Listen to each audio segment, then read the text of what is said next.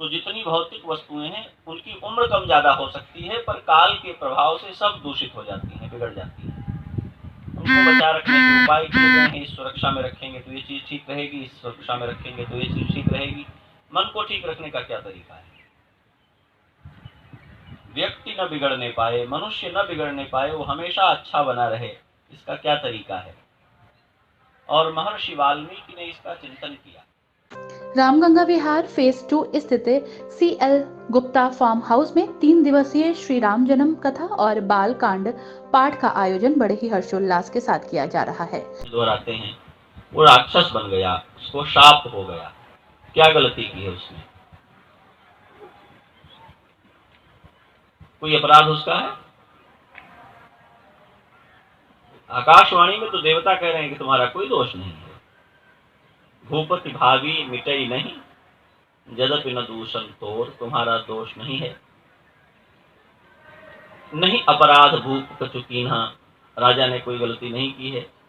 पर हम विचार कर देखें, कोई गलती नहीं की है क्या? गलती तो की है ना। हो ही विप्र बस कवन विधि, कहो सत्य सब बात। ब्राह्मण कैसे हमारे अधीन हो जाएंगे, ये बताओ। अच्छा, मैं क्यों कह रहा हूं कि ये गलती है? अब ये भी लग सकता है कि महाराज जी तो ब्राह्मणों की महिमा के लिए ऐसा कह रहे हैं। नहीं, हम रामायण पढ़ रहे हैं तो हमें अच्छाई और बुराई किसके आधार पर तय करनी है?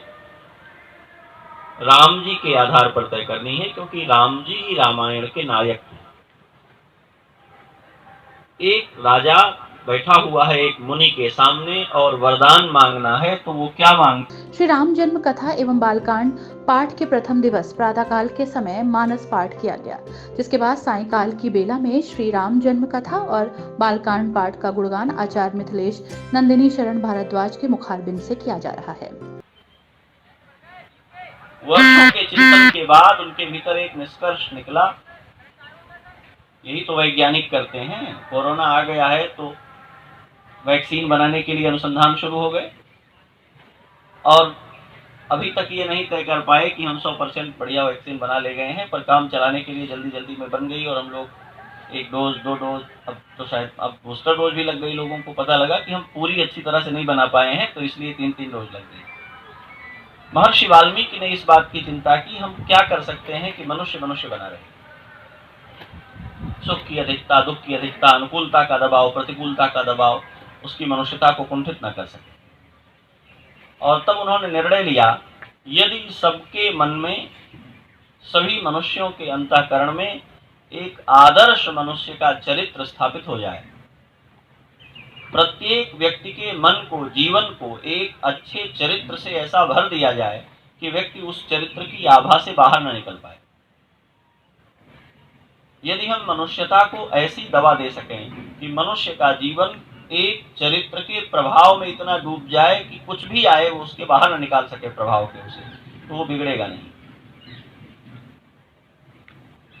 जैसे लकड़ी के टुकड़े को पानी में डालिए तो पानी सोखता है, पर लकड़ी के उस टुकड़े को तेल में भिगा दीजिए, फिर पानी में डालिए, तभी पानी सोखेगा क्या?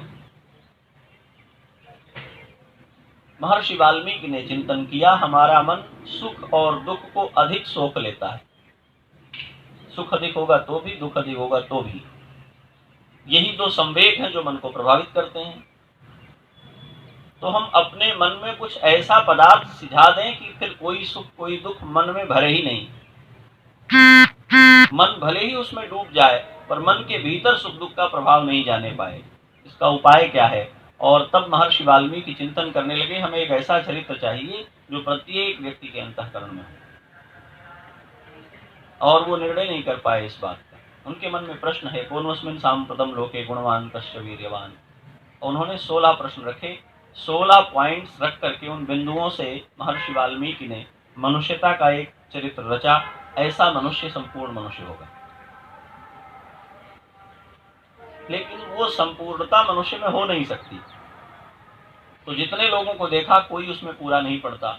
और फिर वो नारद जी से पूछते हैं इस बात को। नारद जी वहां आए तो उनसे पूछा महर्षि वाल्मीकि ने कि मैं तो आश्रम में बैठे बैठे चिंतन कर रहा हूँ, आप तीनों लोकों में भ्रमण करते रहते हैं, आप बताइए ऐसा कोई है? देवर्षि नारद जी महर्षि वाल्मीकि को बताते हैं कि हाँ, ऐसा है कोई जिसमें ये सारे गुण विद्यमान हैं। मनुष्यता को जितने गुण चाहिए वो सारे गुण किसी एक में विद्यमान है, ऐसा कोई है? कहा इक्ष्वाकु वंश प्रभो रामो नाम जनैश्रुतः। इक्ष्वाकु वंश में उत्पन्न जिनको श्री राम के नाम से जाना जाता है, उनमें ये सारे गुण विद्यमान है। कथा के प्रथम दिवस आचार्य द्वारा भगवान श्री राम के जन्म का बड़ा ही सुंदर वृत्तांत सुनाकर उपस्थित सभी श्रद्धालुओं को भगवान श्री राम की भक्ति की अविरल धारा में प्रवाहित करते हुए सभी को झूमने के लिए विवश किया गया।